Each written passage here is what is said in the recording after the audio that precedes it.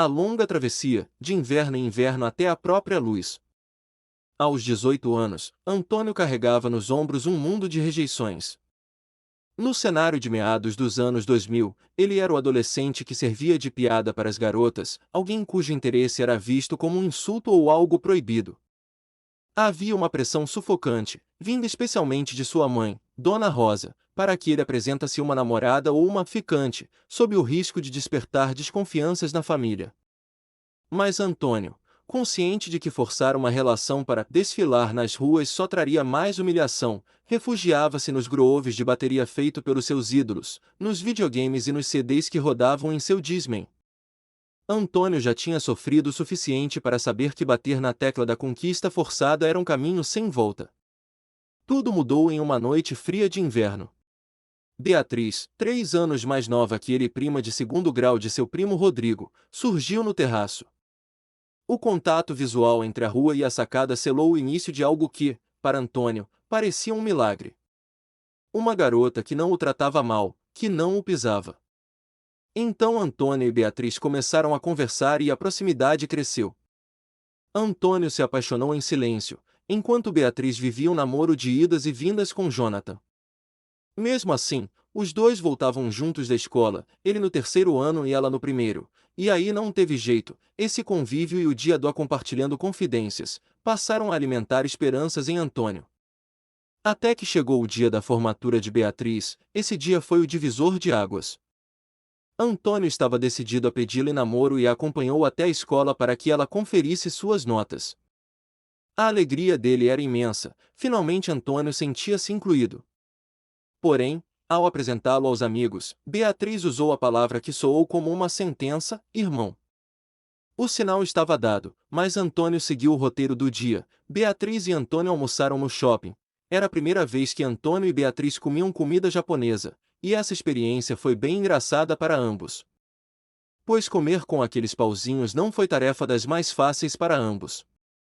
Então Antônio, sem nenhum interesse em comprar o amor de Beatriz, mas por puro impulso do coração, comprou um par de tênis para ela. O pedido de namoro nunca saiu de sua boca naquela tarde. Quando, tempos depois, Antônio tomou coragem para pedir para ficar com Beatriz, o não foi definitivo. Beatriz tratava Antônio bem, mas ela não o desejava. A frustração gerou uma instabilidade emocional em Antônio. Ora ele era o amigo devotado, ora o rapaz ferido que a ignorava, perdido em uma mistura tóxica de sentimentos. A virada de ano de 2008 trouxe uma ressaca psicológica sem precedentes. Ao perceber, através da linguagem corporal, que Beatriz e Jonathan ficariam naquela noite, Antônio foi para casa, jogou sua melhor roupa de lado e mergulhou em um sono profundo. Sonhou que o padrasto dela era transferido para Brasília e que, no aeroporto, ele finalmente declarava seu amor e eles se beijavam. Acordar e perceber que era apenas um sonho o manteve deitado por um dia inteiro, processando o abismo entre seu desejo e a realidade. Com o tempo, a vida de Beatriz tomou rumos dramáticos. Após uma briga com o padrasto, ela foi morar com o primo Rodrigo e passou a experimentar sua liberdade, até que, após uma situação de pânico em um encontro, revelou-se lésbica. Antônio percebeu, tardiamente, que as ficadas dela com homens eram apenas uma máscara. Toda essa confusão interna de Antônio tinha raízes profundas. Ele lembrava com dor do bullying pesado que sofrerá entre 1998 e 2002, das humilhações impostas por um primo que deveria protegê-lo, mas que o chantageava por um erro de infância. O erro tinha sido o furto de balas em um mercado. Além disso, a ausência de um pai que pudesse orientá-lo, devido ao vício em álcool e drogas que o levou à morte em 2005, deixou Antônio sem uma referência masculina para lidar com as mulheres. Essa carência o transformou em um homem insistente. Por mais de uma década, ele tentou retomar o contato com Beatriz, sendo bloqueado em redes sociais e ignorado pessoalmente. Ele não tinha amor próprio, era o homem invasivo de quem ela se escondia ao avistar na rua. Somente anos depois, em um encontro casual onde Beatriz estava embriagada e falou com ele normalmente, houve uma faísca de esperança, que logo se apagou pelo silêncio dos dias seguintes. A virada de chave definitiva aconteceu em uma noite de sábado, há cerca de 3 anos. Com R$ 10 no bolso, Antônio pensou em pagar uma cerveja para ela e selar a paz, mas a reação ríspida e os gritos de Beatriz o paralisaram. Ali, ele prometeu a si mesmo nunca mais ir atrás. O amadurecimento consolidou-se quando ele soube, por um amigo em comum, que Beatriz havia tentado tirar a própria vida devido aos maus-tratos do padrasto que não aceitava sua orientação. Antônio sentiu vontade de procurá-la, mas a clareza o impediu. Se ela quisesse compartilhar isso, teria feito.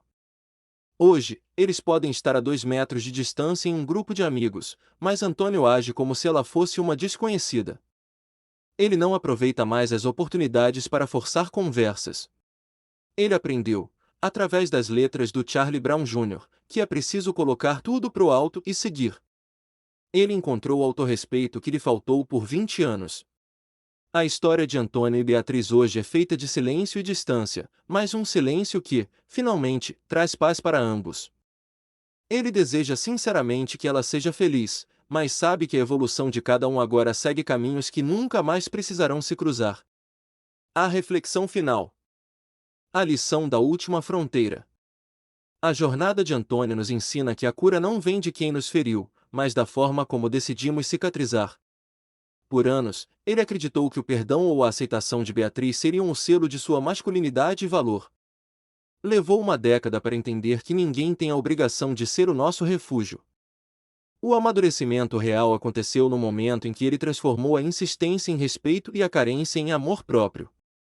A história deixa um ensinamento vital. Às vezes, a maior prova de evolução que você pode dar é conseguir ficar em silêncio ao lado de quem já foi o seu mundo, entendendo que o nós nunca foi uma possibilidade, mas que o seu eu é uma fortaleza inabalável. Seguir em frente não é esquecer o que aconteceu, é tirar do passado o poder de ferir o seu presente.